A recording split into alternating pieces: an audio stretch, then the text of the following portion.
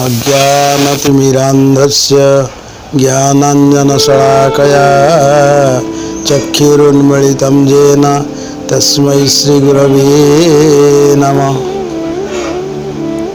मु श्री भक्तिबंधु भिक्षु महाराज श्री गौर राधाकृष्ण मंदिर प्रतिष्ठाता। आमर प्रति वर्ष जे जन्माष्टमी उत्सव पालित हुए से विषय रे आपण मानक किछि जणाइबी।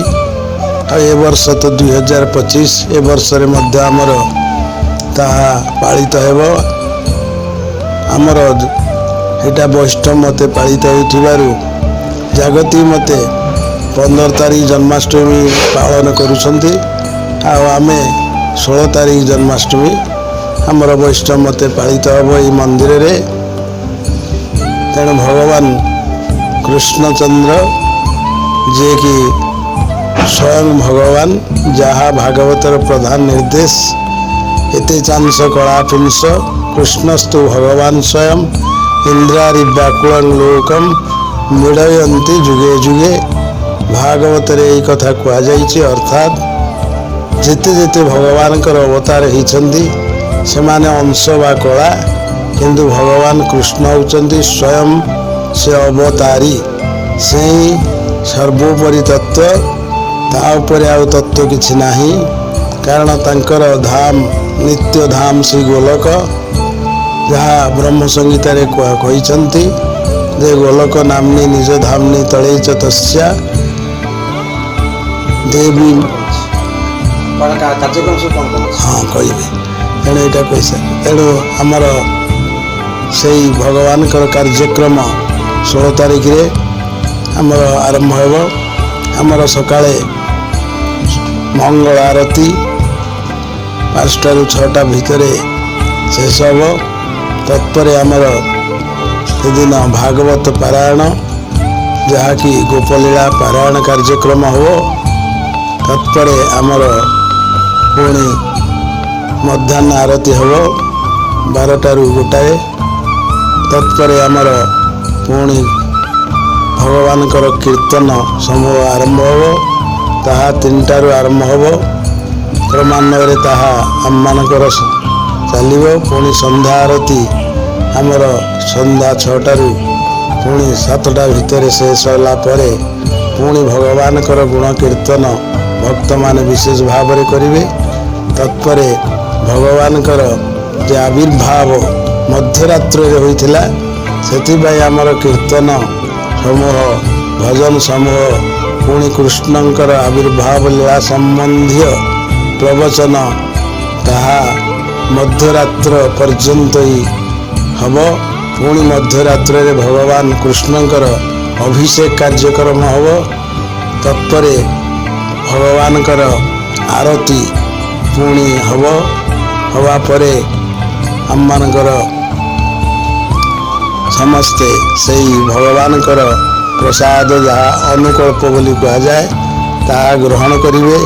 एवं यही कार्यक्रम आमर रात्र 2टा पर्यंत से दिन चलियो।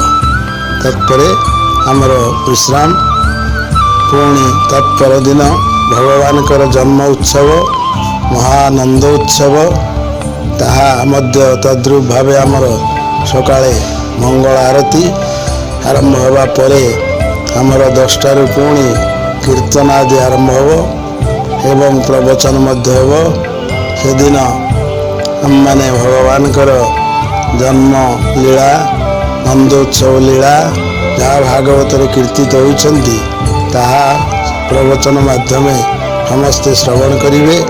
तत्पर भगवान मध्याह्न आरती हेबा परे भगवान जे प्रसाद समस्त भक्त माने एवं अन्य श्रद्धालु जो माने आसथिबे समस्त को प्रदान करा जिवो।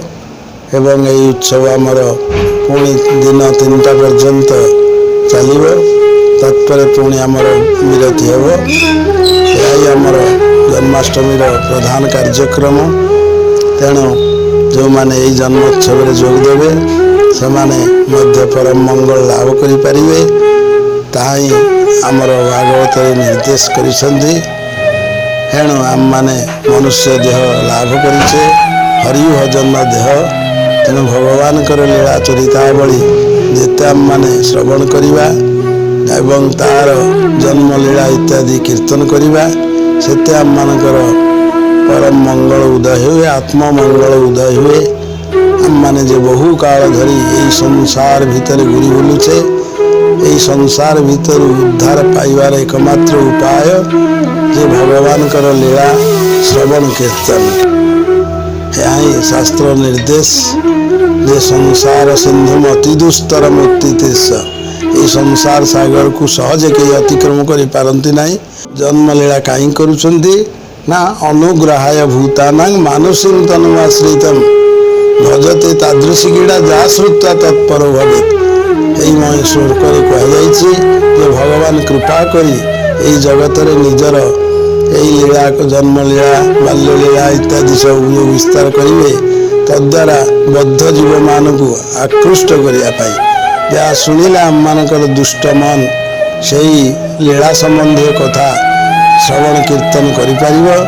ଯାହା ଶ୍ରବଣ କୀର୍ତ୍ତନ କଲେ ହିଁ ଆମମାନଙ୍କର ମାୟା ବନ୍ଧନ ଭବବନ୍ଧନ କ୍ଷୟ ହୋଇଯିବ ଏବଂ ଆମମାନେ ପୁଣି ଭଗବାନଙ୍କର ନିତ୍ୟ ଦାସତ୍ୱ ଯେ ସ୍ୱରୂପ ଧର୍ମ ତାହା ମାନେ ଲାଭ କରି ନିତ୍ୟ ଦେହେ ନିତ୍ୟ ସେବେ ଆତ୍ମପ୍ରଦ ହରି ଆମେ ସେହି ନିତ୍ୟ ଦେହ ଲାଭ କରି ତାଙ୍କର ନିତ୍ୟ ଧାମକୁ ଯାଇ ତାଙ୍କର ନିତ୍ୟ ସେବାରେ ଆମମାନେ ନିଯୁକ୍ତ ହୋଇଯିବା ଏବଂ ଏହି ଜନ୍ମ ମୃତ୍ୟୁ ଚକ୍ରରୁ ଉଦ୍ଧାର ପାଇଯିବା। ଗୀତାବାଣୀ ଯେମିତି କହନ୍ତି ମାଂ ଉପେତ୍ୟ ତୁ କନ୍ଦେୟ ପୁନର୍ଜନ୍ମ ନ ବିଦ୍ୟତେ।